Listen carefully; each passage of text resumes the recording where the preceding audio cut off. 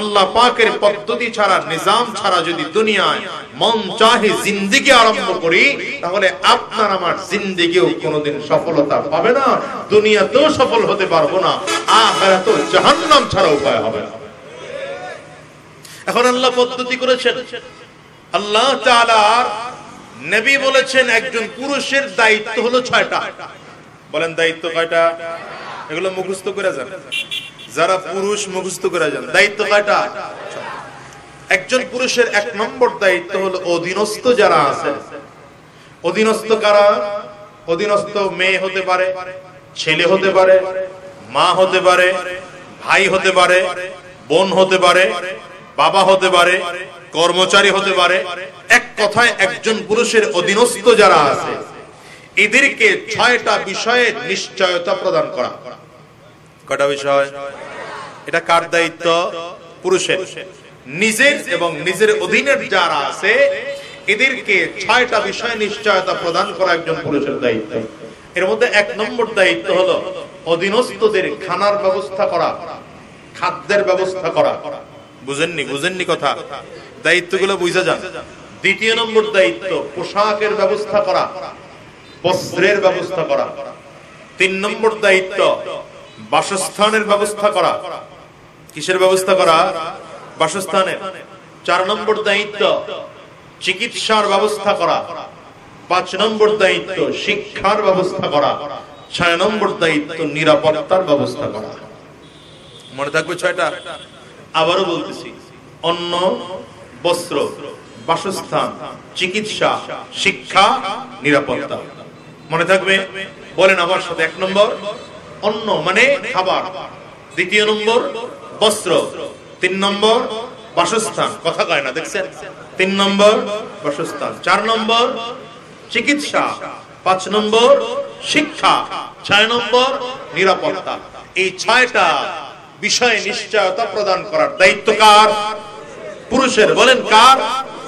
এখন পুরুষ যেই জায়গার দায়িত্বশীল তার অধীনস্থদেরকে 6টা বিষয়ে নিশ্চয়তা প্রদান করতে হবে। পুরুষ যদি নিজের দায়িত্বশীল হয়, তার ঘর নাই, বাড়িও নাই, ছেলেও নাই, মেয়েও নাই, স্ত্রীও নাই, তার নিজের বিষয়ে নিজেকে, যদি সে পরিবারের প্রধান হয় তাহলে পরিবারের এই প্রত্যেকজন সদস্যকে এই 6টা বিষয়ে নিশ্চয়তা প্রদান করতে হবে। যদি ওয়ার্ডের কমিশনার হয়, আপনাদের এটা তো সিটি কর্পোরেশনের মধ্যে, তাহলে এই ওয়ার্ডের কমিশনার যিনি, এই ওয়ার্ডের প্রত্যেকজন সদস্যকে এই 6টা বিষয়ে নিশ্চয়তা প্রদান করা কমিশনারের দায়িত্ব। ঠিক কইতে কি ফরমালিন দিয়ে ভিজায় রাখছেন? ঠিক জোরে বলা যায় না? আপনাদের এই এলাকার মেয়র যিনি, মেয়রের দায়িত্ব হলো এই এলাকার প্রত্যেকটা মানুষকে, প্রত্যেকটা মানুষের এই 6টা বিষয়ে নিশ্চয়তা প্রদান করা। কারেন্ট গেল কেন? হ্যাঁ না, কারেন্ট যায়নি তো, কারেন্ট আছে। লাইন গেল কেন?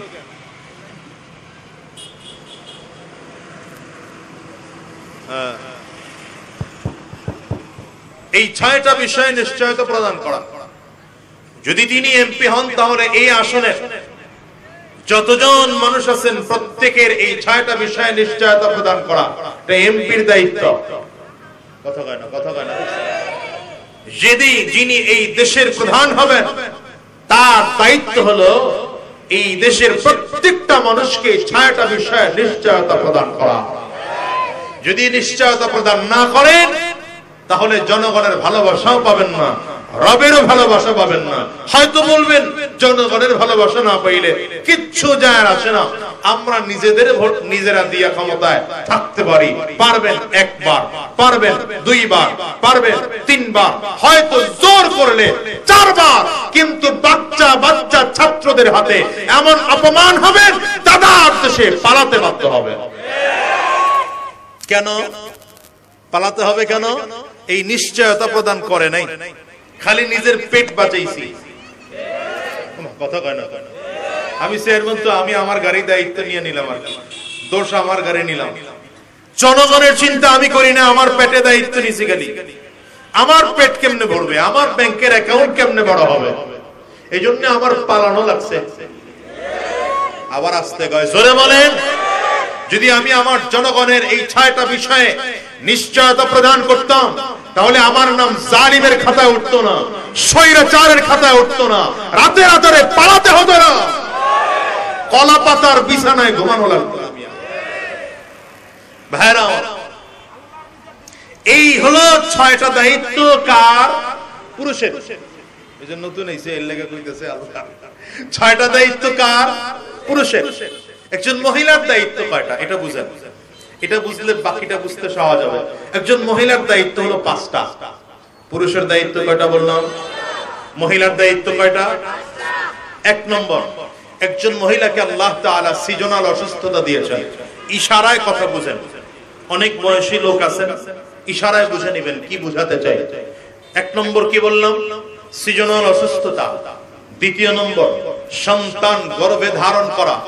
একজন মহিলার 3 নম্বর দায়িত্ব সন্তান জন্ম দেয়া।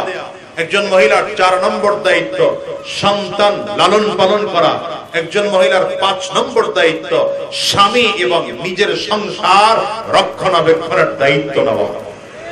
কয়টা দায়িত্ব? কয়টা? 1 নম্বর কি? সিজনাল অসুস্থতা। কথা কয় না, সব মুখ বন্ধ করে বেরিয়েছে। সিজনাল। 2 নম্বর, সন্তান গর্ভে ধারণ করা। 3 নম্বর, সন্তান জন্ম দেওয়া। 4 নম্বর, সন্তান লালন পালন করা। 5 নম্বর, স্বামী এবং নিজের সংসার রক্ষণাবেক্ষণের দায়িত্ব নেওয়া। এই 5টা কাজ হলো মহিলার, আর বাকি 6টা কাজ হলো পুরুষের। এইবার একটা কথা আপনাদেরকে বলি, এই 5টা কাজ মহিলাদের দায়িত্ব পালন করতে পুঁজি লাগে কয়টা বলেন তো? শুধু জান লাগে, মাল লাগে, সম্পদ লাগে, কি লাগে? শুধু জান। বাচ্চা গর্ভে আসছে, মহিলার কষ্ট হচ্ছে, টাকা খরচ হয়? কথা কয় না, টাকা খরচ হয়? তুমি ওদিক তাকাইছো, কইছি না গার ঘুরাইব না? টাকা খরচ হয়। এক চিকিৎসা লাগবে, খরচ কার? স্বামী। বলেন খরচ কার? সন্তান জন্ম দেওয়ার সময় মহিলার কষ্ট হয়, কিন্তু সম্পদ খরচ হয় না। কথা বল না। সন্তান লালন পালনে ল্যাকটোজেন লাগবে, প্যাম্পাস লাগবে, আরো যা যা লাগবে, খরচ কার? স্বামীর। মহিলার খরচ নাই, কিন্তু মহিলার জান খরচ হয়। কিন্তু পুরুষের যে 6টা দায়িত্ব আছে, এই 6 দায়িত্ব পালন করতে গেলে জানও খরচ হয়, মালও খরচ হয়। তাইলে এই পুরুষের দায়িত্ব পালন করতে গেলে মহিলার তুলনায় পুরুষের পুঁজি ডবল। বুঝে না কথা? মহিলার তুলনায় পুরুষের পুঁজি ডবল, মহিলার পুঁজি অর্ধেক। আল্লাহ তাআলা এর জন্য বিধান করেছেন, পুরুষ মহিলা বাবার সম্পত্তি যা পাবে, পুরুষ বাবার সম্পত্তি তার ডবল পাবে। কি আল্লাহ ইনসাফ করছেন না জুলুম করছেন? বুঝা কথা হয় না। ইনসাফ করছেন না জুলুম করছেন? জোরে বলেন।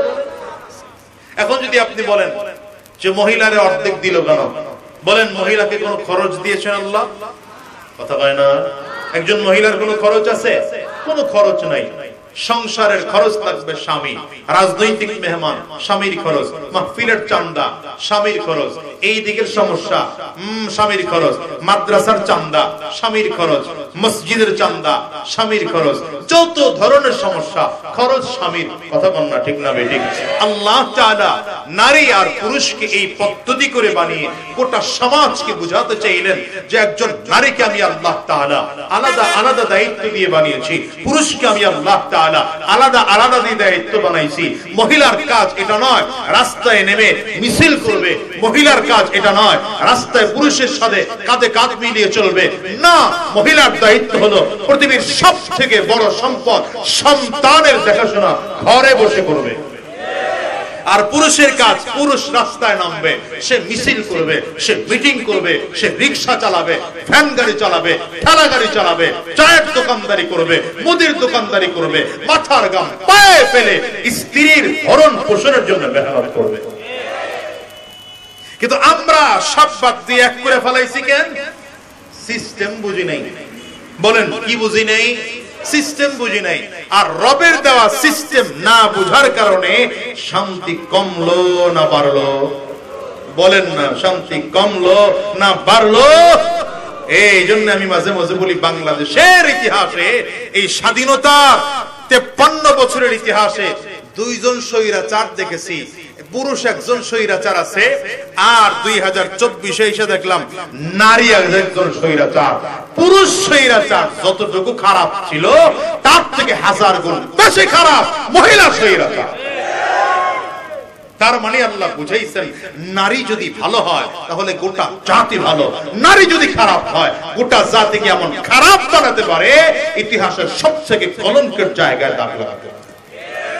আমি এতক্ষণের আলোচনা এই জন্য করলাম, এতক্ষণের কথা এই জন্য বললাম যে এই কথাটুকু বোঝানোর জন্য যে যদি একজন নারী ভালো হয় তাহলে একটা জাতি ভালো বানানো যায়। আর নারী যদি খারাপ হয়, কথা কন না কেন, নারী যদি খারাপ হয় জাতি খারাপ কেন? একটা ছোট্ট উদাহরণ দেই আপনাকে। মনে করেন একজন পুরুষের চরিত্র খারাপ, পুরুষের কথা বুঝতেছেন না আপনারা? পুরুষের চরিত্র খারাপ, পুরুষের চরিত্র খারাপ, কিন্তু ওই পুরুষের স্ত্রীর চরিত্র ভালো, সন্তান নিশ্চিত, জারজ হবে না। কথা কয় না? পুরুষের চরিত্র খারাপ, সে হয়তো অন্য কোন জিনার সাথে জড়িত, কিন্তু মহিলা ভালো, এই সন্তান জারজ হবে। কিন্তু পুরুষের চরিত্র অনেক ভালো, সে আল্লাহর ওলি, নারীর চরিত্র খারাপ, এই ঘরের সন্তান জারজ হবে। জারজ হওয়ার সম্ভাবনা আছে না নাই? তার মানে বোঝা গেল ইসলামের থিওরি হচ্ছে পুরুষও দিনদার হতে হবে, নারীও দিনদার হতে হবে। তবে দ্বীনের ক্ষেত্রে পুরুষের দিনদারের তুলনায় মহিলার দিনদার হওয়া অনেক বেশি, অনেক বেশি, অনেক বেশি জরুরি। আমি এই কথাটা এতক্ষণ বুঝাইতে চাইছি। আরে মিয়া কথাটা আরে না, তুমি বল, তুমি কথা অর্ধেক শুনে আড়া শুরু করছো, তুমি বুঝবা কি? বসো, কথা শোনো, আমার কথা মুখস্থ করে যাবা। ওয়াজ মাহফিল তো এখন হইছে কান শোকের বিষয়। আমি কথা কইতেছি ভাঙা ভাঙা, এটা শুনে যাইবা, কি কইছি এটা আমারে শুনাইবা। বাসায় গিয়ে কই তুইব তো বিয়ে করছো, বিয়ে করছো, করো নাই, তাহলে শিক্ষা যাও মিয়া, শিক্ষা যাও, বউ সুন্দর করে বউ, মোবাইলও ধরো না। কি বললাম? পুরো কথা উলে গেছে একজনের লেগে। পুরুষও দিনদার হতে হবে, নারীকেও দিনদার হতে হবে। তবে দুনিয়ার পরিচালনার ক্ষেত্রে নারীর দিনদারের, পুরুষের দিনদারের চেয়ে নারীকে দিনদার হওয়া বেশি জরুরি। এজন্য আল্লাহ তাআলা ইসলাম জমিনে আসার পরে সর্বপ্রথম পুরুষ কালিমা পড়েন নাই, সর্বপ্রথম মহিলা কালিমা পড়েছেন। জানেন না নবী আলাইহিস সালাতু ওয়াস সালামের উপরে সর্বপ্রথম ঈমান আনছেন কে? খাদিজা রাদিয়াল্লাহু আনহা। সহিহ বুখারীর মধ্যে আসছে নবী আলাইহিস সালাতু ওয়াস সালাম হেরা পর্বতে হঠাৎ করে জিবরিল আমিন আসছেন। জিবরিল আমিন এসে নবীজির সামনে দাঁড়িয়ে বললেন, ইয়া মুহাম্মদ ইকরা, পয়গম্বর মুহাম্মদ আপনি পড়েন। নবীজি বললেন, মা আনা বিকারিন, আমি পড়তে জানি না। নবী বলেন, ফাআখাযানি ফাগাত্তানি হাত্তা বালাগা মিন্নিল জুহুদ। জিবরিল আমাকে ধরলেন, সিনার সাথে সিনা মিলিয়ে জোরে চাপ দিলেন। জিবরিল আমাকে ছেড়ে দিলেন। ফাআরসালানি, আমাকে ছেড়ে দিয়ে বললেন, আবার বললেন ইকরা, পড়েন। নবীজি দ্বিতীয়বারে বললেন, মা আনা বিকারিন, পড়তে জানি না। নবী বলেন, জিবরিল আবারও ধরলেন, আবারও সিনার সাথে সিনা মিলিয়ে চাপ দিলেন, আবারও ছেড়ে দিয়ে বললেন, পড়েন। নবীজি তৃতীয়বারে বললেন, আমি পড়তে জানি না। জিবরিল আমিন এইবার আবারও ধরলেন, আবারও চাপ দিলেন, আবারও ছেড়ে দিয়ে বললেন, পয়গম্বর ইকরা বিসমি রাব্বিকাল্লাযী খালাক, যে প্রভু আপনাকে সৃষ্টি করেছে সেই প্রভুর নামে আপনি পড়েন। বলতে দেরি হয়, পয়গম্বরে আরবির জবান থেকে একটানে সূরা আলাকের 5 আয়াত বের হয়। নবীজি প্রথম জিবরিল আমিনকে সরাসরি দেখেছেন। জিবরিল আমিনকে দেখে নবীজি ভয় পেয়ে গেলেন। বাসায় এসে আম্মাজান খাদিজা রাদিয়াল্লাহু আনহাকে বললেন, জাম্মিলুনি জাম্মিলুনি, আমাকে চাদর দিয়ে ঢেকে দাও। হযরত খাদিজা রাদিয়াল্লাহু আনহা নবীর উপরে চাদর দিলেন, একটা চাদর। নবীজির জ্বর বন্ধ হয় না, থরথর করে নবীজি জ্বরের কারণে কাঁপতেছে। আবার আরো একটা চাদর দিলেন, এরপরও কাঁপুনি বন্ধ হয় না। আবার আরো একটা চাদর দিলেন। 3 চাদর দিয়ে খাদিজা রাদিয়াল্লাহু আনহা নবীকে বুকের সাথে জড়ায় ধরে ধরে চাপ দিলেন। হঠাৎ করে খেয়াল করেন পয়গম্বর আরবি চোখের পানিগুলো ফেলে ফেলে ফেলে ফেলে কান্না করেন। ডেকে বলেন, নবী আমার কেন চোখের পানি ফেলে কাঁদেন? আজকের দুঃখের সময় বুঝি আপনার বাবা নাই, এই জন্য বুঝি আপনি চোখের পানি ফেলে কাঁদেন? বললেন, না, এই জন্য কাঁদি না। আপনার বাবা নাই, এই জন্য বুঝি আপনি কাঁদেন? বলে, না, আমি এই জন্য কাঁদি না। আপনার ভাই নাই, আপনার একটা বোন নাই, এই জন্য বুঝি আপনি কাঁদেন? নবী মাথা নেড়ে উত্তর দেন, এই জন্য কাঁদি না। বড় বুদ্ধিমান মহিলা আম্মা জান খাদিজা রাদিয়াল্লাহু আনহা বুঝতে আর বাকি নাই, পয়গম্বর হাতটা বাড়ায় দিলাম, কালিমা পড়ায় দেন, মুসলমান হয়ে যাব। এই সর্বপ্রথম ইসলামের ইতিহাসে আম্মা জান খাদিজা রাদিয়াল্লাহু আনহা কালিমা পড়ে মুসলমান হয়েছেন। সুবহানাল্লাহ, আওয়াজ দিয়ে চিল্লে করেন না। নবীজি যেদিন নবুয়ত প্রাপ্ত হয়েছেন, আবু বকর সিদ্দিক সেদিন মক্কায় ছিলেন না, পরের দিন আসছেন, পরের দিনে কালিমা পড়ে মুসলমান হয়েছেন। ইসলামের ইতিহাসে সর্বপ্রথম কালিমা পড়নেওয়ালা তিনি একজন মহিলা, আম্মা জান খাদিজা রাদিয়াল্লাহু আনহা। ইসলামের ইতিহাসে সর্বপ্রথম যিনি দ্বীনের জন্য জীবন উৎসর্গ করেছেন, শহীদ হয়েছেন, তিনি একজন মুসলমান, তিনি একজন মহিলা, সুমাইয়া রাদিয়াল্লাহু আনহা। আমার ভাইরা, আমি কথাটা এই জন্য বুঝাতে চাই যে দ্বীনের ক্ষেত্রে পুরুষদের তুলনায় মহিলাদের প্রয়োজন বেশি, আর আল্লাহ তাআলা পুরুষের তুলনায় মহিলাকে দ্বীনের ক্ষেত্রে দুর্বলতাও বেশি দিয়েছেন। আপনি দেখবেন, আপনি যদি নামাজি হন, আপনার ঘরের স্ত্রী আপনার থেকে বেশি নামাজ পড়ে। কথা বল না কেন? এই জন্য সর্বশেষ কথা, আল্লাহ তাআলা গোটা পৃথিবীতে মানুষ সৃষ্টি করেছেন 2টি জাতি হিসেবে। মানুষের মধ্যে 2টি শ্রেণী আছে। বলেন, কয় শ্রেণী? আপনারা মুখ বন্ধ করে থাকলে কথা হবে না, জবান খুলতে হবে। কয় শ্রেণী? আল্লাহ এক শ্রেণীকে নারী বানিয়েছেন, এক শ্রেণীকে পুরুষ বানিয়েছেন। রব্বে কারীম বলেন, ইয়া আইয়ুহান নাস উবুদু রাব্বাকুমুল্লাযী খালাকাকুম মিন নাফসিন ওয়াহিদা। গোটা পৃথিবীর মানুষকে আল্লাহ তাআলা লক্ষ্য করে বলেন, তোমরা সবাই সেই রবের গোলামি করো যেই রব তোমাদেরকে এক সত্তা থেকে সৃষ্টি করেছেন। পূর্বের ইতিহাস যদি জানেন তাহলে দেখবেন এই পৃথিবীটায় জিন জাতির বসবাস ছিল। কোন জাতি? এরা যখন প্রচন্ড দাঙ্গা হাঙ্গামা ফিতনা ফাসাদের মধ্যে লিপ্ত হলো, আল্লাহ তাআলা ফেরেশতাদেরকে বললেন, জিন জাতিকে আবাদি জমিন থেকে বের করে জঙ্গলে পাঠিয়ে দাও। আল্লাহ পাকের আদেশ পেয়ে ফেরেশতারা সকল জিন জাতিকে জমিন থেকে বের করে কোথায় পাঠালো? জঙ্গলে। সর্বশেষ আল্লাহ তাআলা মানুষ বানানোর জন্য ফিকির করলেন। আদম আলাইহিস সালাতু ওয়াস সালামকে বানালেন। রব্বে কারীম বলেন, ওয়াইদ ক্বালা রাব্বুকা লিল মালাইকাতি ইন্নী জাইলুন ফিল আরদি খলিফা। ফেরেশতাদেরকে নিয়ে পরামর্শ করতে বসলেন আল্লাহ তাআলা। বললেন, জমিনে একদল প্রতিনিধি বানাতে চাই, মানুষ বানাতে চাই, বনি আদম বানাতে চাই। ফেরেশতারা প্রাথমিক পর্যায়ে দ্বিমত পোষণ করে পরামর্শ দিলেন। পরবর্তীতে রব্বে কারীম ফেরেশতাদেরকে আবার পাল্টা উত্তর দেওয়ার পরে ফেরেশতারা থেমে গেলেন। আল্লাহ তাআলা আদম আলাইহিস সালাতু ওয়াস সালামকে সর্বপ্রথম সৃষ্টি করেছেন। আদম আলাইহিস সালাতু ওয়াস সালামকে সৃষ্টি করার পরে জান্নাতের মধ্যে আল্লাহ থাকতে দিলেন। কোথায় থাকতে দিলেন? ওই লোক কি ফেসবুক চালায়? আর এটা করা যাবে? নিচের দিকে তাকায়া থাকাই যাবে না। আচ্ছা, এখন আমার দিকে তাকাইতে হবে। ঠিক আছে। এখন যারা আছেন ঘাড়ও ঘুরাবেন না, লোক কম, অসুবিধা নেই, মনোযোগী লাগবে। এই যে মোবাইলের কথা শেষ হোক, সময় কম, আপনারা যদি প্রত্যেকে 1 মিনিট করে কথা কন, আমার সময় শেষ হয়ে যাবে। দেখে দেখে আল্লাহ তাআলা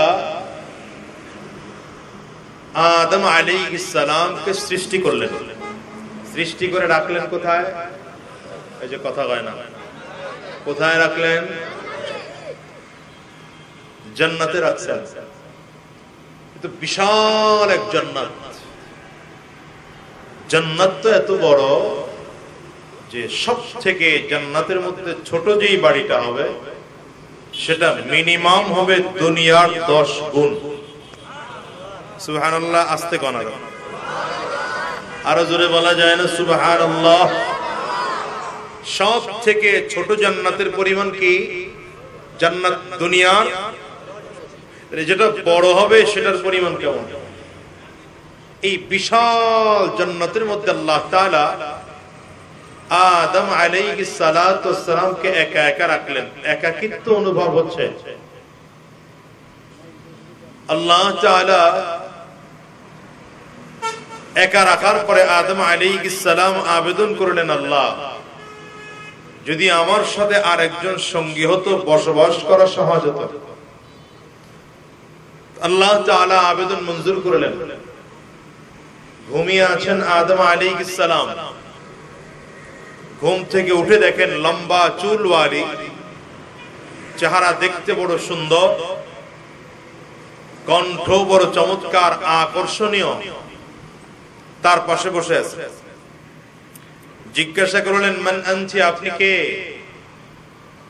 তো আমাদের আদি মাতা হাওয়া আলাইহাস সালাম বললেন, আমি, আমার নাম হাওয়া। তা আপনি এখানে কেন? বলে, আল্লাহ আমাকে বানিয়েছেন আপনার সাথে থাকার জন্য।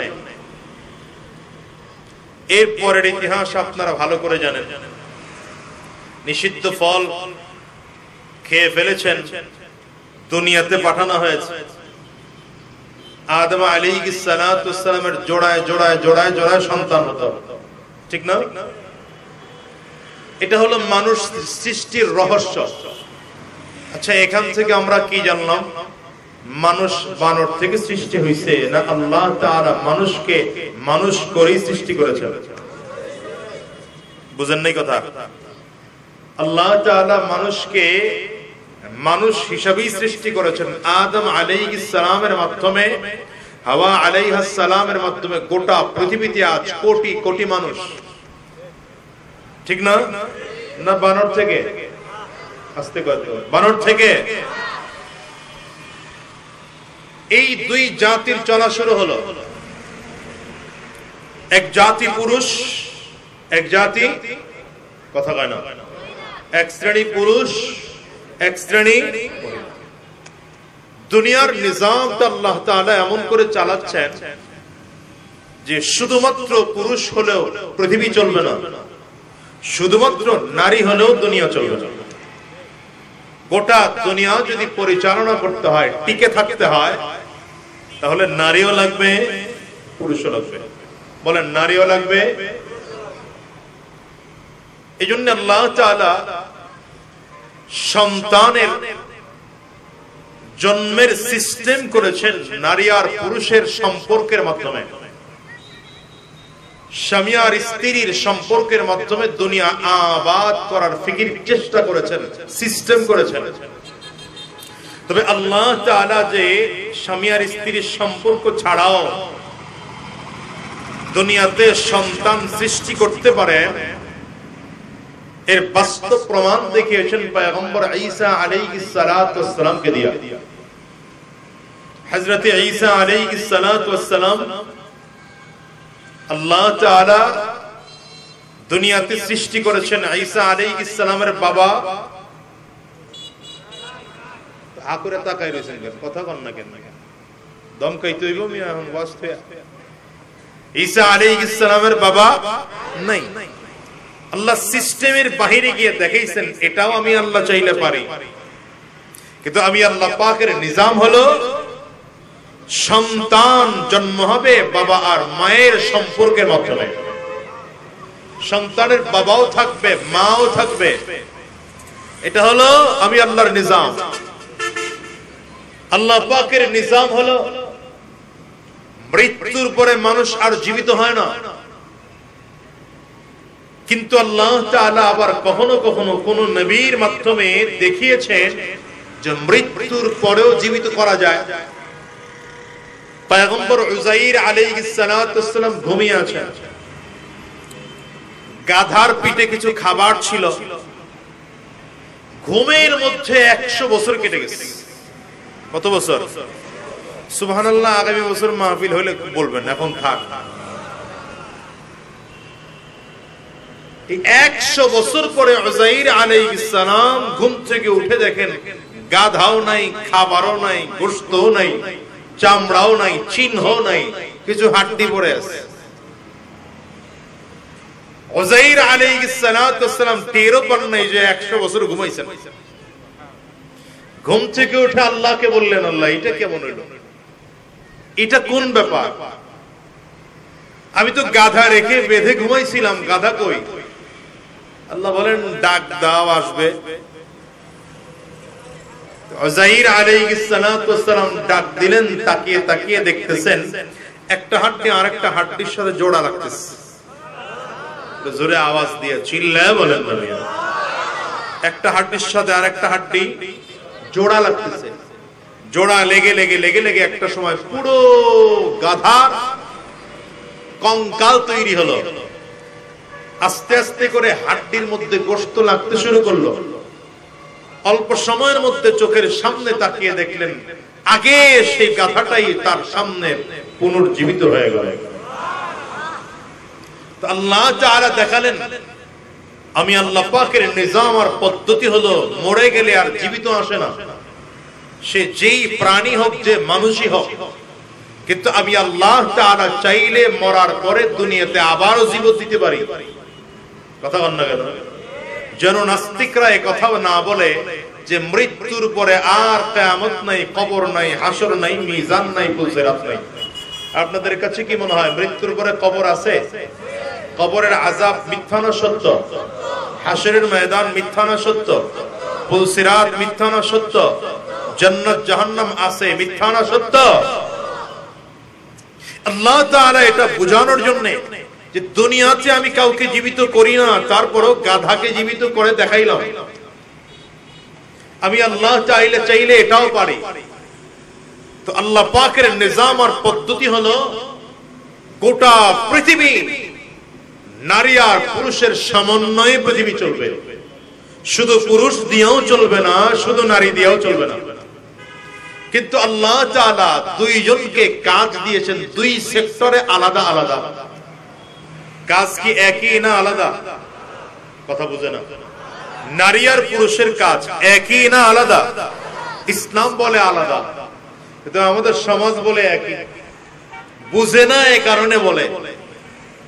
বানানে ওয়ালা যিনি, তিনি বলেন আলাদা, আর আমরা বলি এক। ফ্রিজ যিনি বানিয়েছেন তিনি ফ্রিজের ক্যাটালগ দিয়েছেন। এই ক্যামেরাগুলো যিনি বানিয়েছেন সেই ক্যামেরার ক্যাটালগ দিয়েছেন। এই মাইক্রোফোন যিনি বানিয়েছেন তিনি মাইক্রোফোনের একটা ক্যাটালগ দিয়েছেন, না দেন নাই? এখন আমরা যদি ক্যাটালগ বাদ দিয়ে বানানে ওয়ালার সিস্টেম বাদ দিয়া নিজের সিস্টেমে চালাই, মাইক চলবে তো? কথা বলেন না? এখন মাইক যিনি বানাইছেন তার সিস্টেম হলো অ্যাম্পলিফায়ার নিচে থাকবে, বক্তার এক সাইডে থাকবে, মাইক্রোফোন গুলো বক্তার সামনে থাকবে, হরেন গুলো উপরে থাকবে, ঠিক না?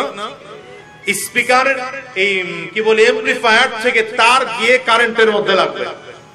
এখন আপনি বললেন আমরা ডিজিটাল যুগের পোলাপান, বিশেষ করে এখন স্বৈরাচার মুক্ত বাংলাদেশ। কথা আসতে গেলেন কেন? কি মুক্ত বাংলাদেশ? জালেম মুক্ত বাংলাদেশ, ঠিক না? আসতে কোন কেন? জোরে কোন না? না কোনো অসুবিধা আছে? স্বৈরাচারের পক্ষে কারা কারা হাত তোলেন? কে কইছে না হইছে?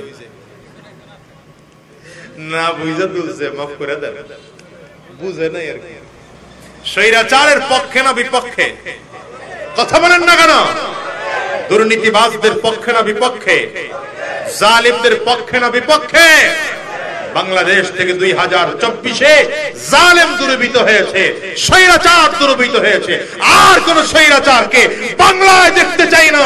হাত তুলে বলেন, হাত তুলে বলেন ঠিক কিনা? তো এটা হলো সিস্টেম, ক্যাটালগ ওয়ালা এটা করে দিছে। এখন আপনি যদি বলেন না আমি এই সিস্টেম মানি না, আমরা স্বৈরাচার মুক্ত বাংলাদেশে স্বাধীনভাবে মাইক চালাবো। স্বাধীন মাইক কেমনে চালাবো? হরেন গুলো সব খুলে খুলে বক্তার সামনে, কথা বলে না, মাইক্রোফোন গুলো সব উপরে, আর এমপ্লিফায়ারটা খুলে, কথা কয়েন, হুজুরের স্যান্ডেলটা দিয়ে না, এমপ্লিফায়ারটা খুলে ওই এমপ্লিফায়ার থেকে যে তার আসছে তার দুইটা বক্তার দুই পায়ের দুই আঙ্গুলে লাগাই দেবে। মাইক চলবে তো? আকরে তাকাই দিছে, মাইক চলবে তো? কেন চলবে না? এই মাইকের বানানে ওয়ালার সিস্টেম অনুযায়ী চালাইনি। আপনাকে আমাকে সৃষ্টি করেছেন কে? বলেন কে সৃষ্টি করেছেন?